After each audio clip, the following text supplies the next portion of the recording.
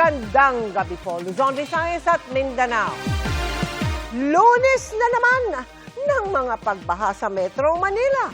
Naparalisa ang maraming kalsada at sinuspindi ang mga klase.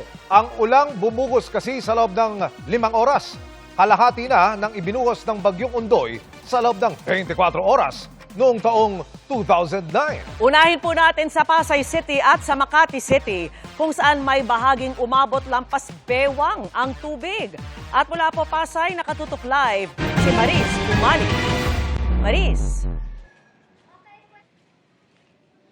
Mel, Vicky, Emil, halos mayat-maya nga ang buhos ng malakas na ulan na nagpabaha sa iba't ibang panig ng Metro Manila na aming inikutan. Dito nga sa kinaroroonan ko sa Donada Street, corner Menlo Street sa Pasay City, umabot hanggang hita ang baha sa kasagsagan ng malakas na ulan.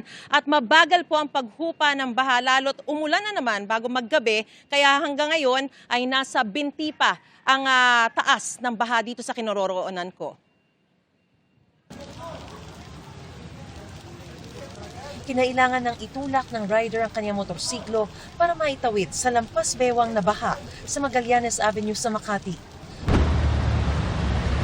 Baha na rin sa kanto ng kalapit na Chino Roces Avenue at Arnaiz Avenue. Ang ibang bahagi ng Chino Roces hindi na madaanan.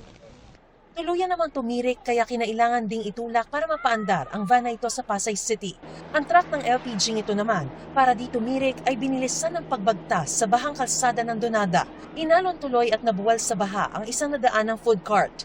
May iba pang sumuong sa baha pero merong mga napaurong din. Habang ang motorsiklong ito, pinatay ang makina para makatawid sa baha. Hanggang hita naman ang baha sa Menlo Street sa kasagsagan ng malakas na ulan. Lugi tuloy ang ilang negosyo. Sobrang naapektuhan po kasi wala naman po kaming customer. Maasa lang po kami sa mga dumadaan ng mga FX. Nananawagan po kami sa gobyerno kung may magagawa po sila, paayos naman po ang drainage namin po dito. Bago pa tumaas ng ganito ay nagpaan na ang isang turistang Vietnamese na sumuong sa baha. The weather is not good at that time, so the flood is so awful this way. So I have to pick up my shoes. I work by my foot, my bare foot. Yes. Yes. Aren't you afraid of leptospirosis? Yes.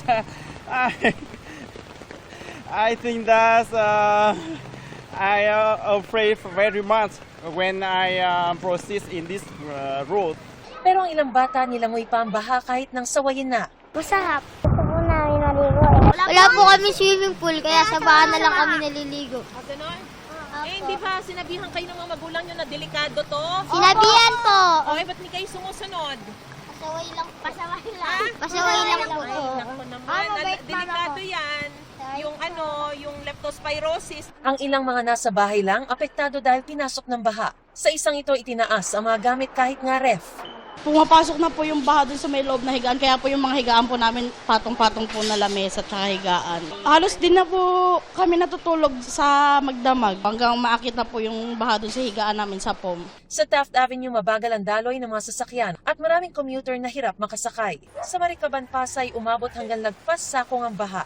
Hanggang gutter naman pero nadadaanan pa ng mga sasakyan ang kanto ng Andrews Avenue at Aurora Boulevard sa Pasay pa rin. Gayon din sa kanto ng EDSA at Roas Boulevard kaya mabagal ang daloy ng trapiko, pati sa World Trade Center sa Buendia Avenue.